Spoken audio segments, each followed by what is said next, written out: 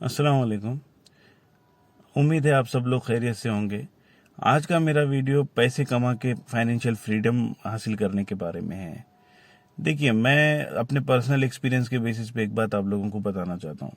जो लोग नौकरी करते हैं ना, जो लोग सर्विस करते हैं कहीं पर भी हो, उनकी तरक्की होना ज़रा थोड़ा मुश्किल काम है and it is going to take a long period before they become financially independent. देखो, मैं ना गवर्नमेंट हॉस्पिटल में सर्विस करता था, मतलब अभी भी करता हूँ, लेकिन पहले सिर्फ गवर्नमेंट हॉस्पिटल में काम करता था, सर्विस करता था।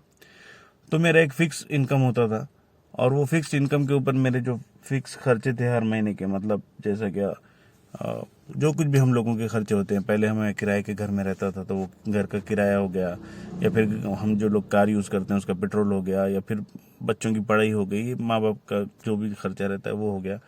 तो ये सब कर करा के है ना, मेरे पास महीने के लास्ट में कुछ ज़्यादा बचता नहीं था। मतलब जो मैं बोलता हूँ ना, लिविंग पे चेक टू पे चेक, वैसे जीता था मैं पहले। पेमेंट हो गई, खर्चे हो गए, बात ख़त्म। अभी और 15-20 दिन की में अगर समझो कुछ प्रॉब्लम आ गया तो फिर उसको क्या करना समझ में नहीं आता था मुझे। फिर बहुत से टाइम मैंने लोगों से उधार भी लिया। फिर मुझे धीरे धीरे ये बात समझ में आई ना कि सिर्फ नौकरी करने से कुछ नहीं होने वाला। मतलब एक फिक्स इनकम तो रहती है आपकी, लेकिन आपके जो खर्चे रहते हैं ना वो फिक्स नहीं रहते। तो you will have to have independent source of income other than your salary. ये तो बात मुझे बहुत पहले समझ में आ गई। मतलब मैं ये सब बातें कर रहा हूँ 10 साल पहले की, समझो। तो फिर मैंने धीरे धीरे अपने साइड बिजनेस स्टार्ट करना शुरू किया। मतलब मैं थोड़े बहुत पैसे जमा करके फिर शेयर मार्केट में इन्वेस्ट करने लगा धीरे धीरे। और बॉटम लाइन ये है ना कि भाई, बिजनेस एक ऐसी चीज़ है जिसमें आपकी तरक्की एक्सपोनेंशियल होती है। मतलब अगर आपको सही बिजनेस क्लिक हो गया तो फिर आप कितना पैसा कमा सकते हैं इसकी कोई लिमिट नहीं है। अभी देखिए क्या होता है ना, जब हम बोलते हैं ना पैसे कमाना है हम लोगों को, तो कुछ लोगों को, और इवन मेरा भी मानना यह है ना कि पैसे कभी कभी कुछ काम नहीं आते, लेकिन बहुत से टाइम पे पैसों की बहुत ज़रूरत रहती है। अभी देखा जाए ना, देखिए मैं ज़्यादा है ना दीनी बातें नहीं करता हूँ। मतलब मैं दीनी बातें इसलिए नहीं करता हूँ ना कि मुझे डर लगता है ये बात से कि भाई आप दीनी बातें करके आपका मतलब यूट्यूब चैनल के व्यूज़ बढ़ाए या कुछ करे। लेकिन कभी कभी कोई ऐसा इंस्पिरेशनल आप बात सुन लेते हैं ना तो आपको लगता है कि बोलना चाहिए। तो मैं एक्चुअली ज़्यादा यूज़ नहीं करूँगा, लेकिन आज मैं आपको एक बात बोलना चाहता हूँ। देखिए, हुजूर पाक सल्लल्लाहु अलैहि वसल्लम का वो किस्सा तो आपको पता है ना, कि एक बार एक आदमी कुछ हुजूर पाक सल्लल्लाहु अलैहि वसल्लम के पास कुछ मांगने के लिए आया।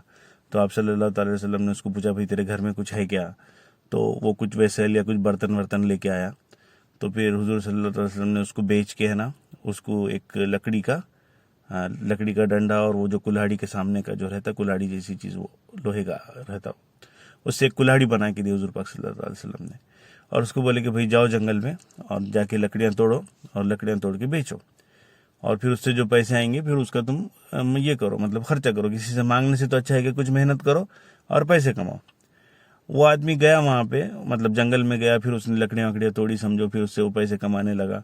बाद में वो हुजूर पाक सल्लल्लाहु अलैहि वसल्लम से मिला। फिर उसने, हुजूर ने पूछा क्या बात है भाई, कैसा चल रहा तुम्हारा? तो उसने बोला कि भाई सब अच्छा चल रहा, अभी मैं लकड़ियाँ बेच रहा और उससे पैसे कमा रहा, जो भी है। तो देखो ये कितना इंस्पिरेशनल वाक़या है। मतलब देखो, हुजूर पाक सल्लल्लाहु अलैहि वसल्लम 1400 साल पहले की बात है, वो आदमी के पास रिसोर्सेज थे। मतलब उसने जो चीज़ लेकर आया उसके घर से, उसको बेच के ही हुजूर सल्लल्लाहु अलैहि वसल्लम ने उसको ये लकड़ी का जो बना के दिया, उससे ही वो उसने लकड़ी तोड़ा। मतलब था उसके पास सब कुछ, लेकिन उसके पास विजन नहीं था। वो विजन है ना, उसको हुजूर सल्लल्लाहु अलैहि वसल्लम ने दिया कि भाई तेरे पास ये है, इसको बेच, इसकी कुल्हाड़ी बना, उससे लकड़ियाँ तोड़, उसको बेच, उससे पैसे कमा। और ये कोई मामूली वाकया नहीं है। मतलब रिसोर्सेज का होना और विजन का नहीं होना आज का सबसे बड़ा प्रॉब्लम है। देखो, जितने भी अमीर लोग हैं ना, अभी जैसा इंडिया में देख लो आप, इंडिया में अजीम प्रेम जी हो गए, धीरू भाई अंबानी हो गए, और बाकी दूसरे, इवन राकेश झुनझुनवाला जो स्टॉक मार्केट का अभी किंग है इधर का, इंडिया का। ये सब लोगों को देख लो आप, ये मॉडेस्ट बैकग्राउंड से है। ये कुछ मतलब दे डिडंट वो क्या बोलेंगे, बहुत करोड़पति बैकग्राउंड से नहीं आए वो लोग। वो सब लोग मिडिल क्लास फैमिली से थे, लेकिन उन्होंने मेहनत करके समझो रिच हुए वो लोग। और ये सब लोगों ने पैसे जो बनाया वो बिजनेस में बनाया, चाहे वो शेयर मार्केट से हो, चाहे अजीम प्रेम जी का विप्रो हो, या फिर चाहे धीरू भाई अंबानी का रिलायंस हो। ये सब लोगों ने बिजनेस से पैसा बनाया। नौकरी में कोई पैसे वैसे बनते नहीं है। तो अभी देखिए आप सब लोग, क्या हम लोगों को जो पैसे कमाना है वो बिजनेस से, यूजुअली तो बिजनेस से ही पैसे बनने वाले हैं। तो वो बिजनेस क्या करना चाहिए हमको, वो हम अपने हालत के हिसाब से सोचना चाहिए। लेकिन सबसे पहली बात यह है ना कि भाई हम लोगों को रिस्क लेने से नहीं डरना चाहिए। हम लोगों के पास क्या होता है ना, रिस्क लेने से हम लोग डरते हैं, और फिर जैसा एक जिस तरीके से हम सालों से जिंदगी गुजार रहे हैं ना, उसी तरीके से हम सालों तक जिंदगी गुजारते रहते हैं। मतलब हम कुछ नया करना नहीं चाहते और हमारे साथ कुछ नया होता भी नहीं है। फिर हम लोगों को लगता है यार सालों से ऐसी जिंदगी गुजार रहे। लेकिन जब सालों से जो तुम लोग या हम लोग जो काम कर रहे हैं, अगर हम लोग वही काम करते रहेंगे तो चेंज कहाँ से आएगा ना। तो थोड़ा बहुत रिस्क लेना भी हम लोगों को सीखना चाहिए। मैं ये नहीं बोल रहा हूँ कि अनड्यू रिस्क लो, आज ही नौकरी छोड़ दो, ऐसा नहीं।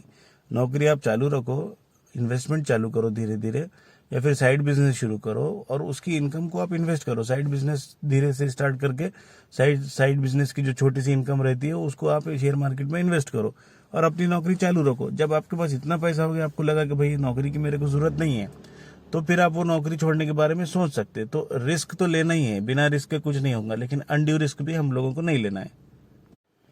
और एक इम्पॉर्टेंट बात फाइनेंशियल फ्रीडम के लिए ये है ना कि यार हम लोगों को हमारे लाइबिलिटीज कम करना पड़ता है और हम लोगों के एसेट्स बढ़ाना पड़ता है। अब हम लोगों में क्या होता है, देखो आप कोई शादी है, मतलब जितनी हैसियत नहीं है उससे ज्यादा पैसे हम लोग खर्चा कर देते और सालों साल तक उसके पैसे फिटाते रहते। अभी ठीक है यार, किसी की बहन की शादी है तो अब उसको तो करना ही है खर्चा, वो उसके मतलब लड़के वाले नहीं मान रहे। मैंने जैसा मेरे दोस्त के बारे में बताया था, वही शादी खाना चाहिए, वही खाना चाहिए।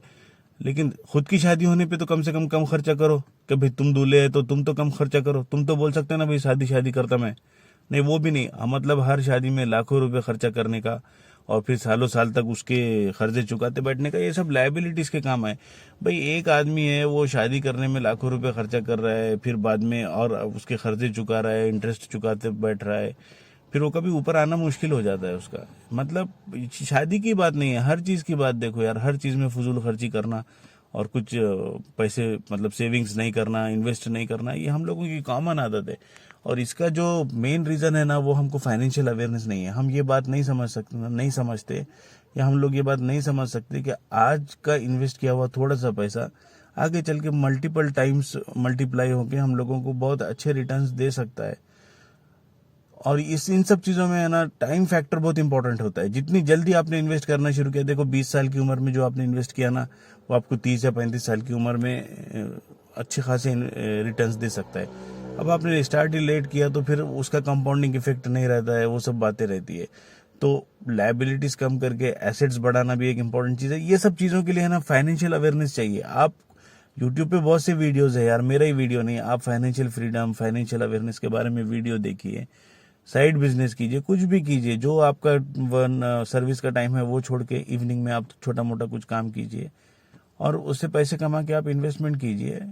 इस तरीके से आप, बेसिकली मेरा बोलना ये है कि आप अपने एसेट्स बढ़ाइए और लायबिलिटीज कम कीजिए। जो चीज़ों की आपकी ज़रूरत नहीं है ना, उसको आप मतलब उसके पीछे पैसा खर्चा मत कीजिए आप। तो ये सब चीज़ें हो गई। और शेयर मार्केट में इन्वेस्टमेंट के बारे में तो मेरा जो स्पेसिफिक जो वीडियोस रहेंगे ना, वो मैं मेरे थोड़े से सब्सक्राइबर होने के बाद इंशाल्लाह शुरू करूंगा, क्योंकि अभी कुछ शुरू करके मतलब नहीं है। 2 सब्सक्राइबर है मेरे, तो थोड़े बढ़ जाएंगे तो इंशाल्लाह मैं शुरू करूंगा और इंशाल्लाह आप सबको उसमें बहुत ज़्यादा फायदा होगा। मिलते हैं फिर नेक्स्ट वीडियो में। अल्लाह हाफिज़।